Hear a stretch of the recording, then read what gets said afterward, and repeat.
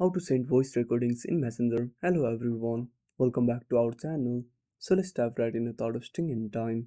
Also make sure to watch this video till the end. So first of all, open up Messenger on a device. Now simply open up a chat, then tap on the voice icon or simply tap on the microphone icon,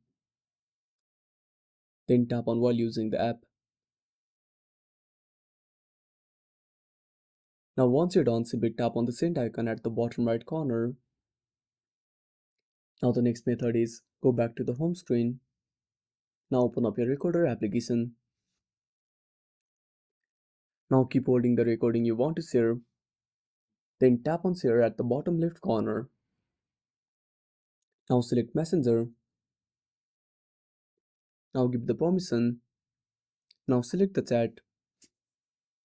Now simply go back and open up Messenger. And that's it.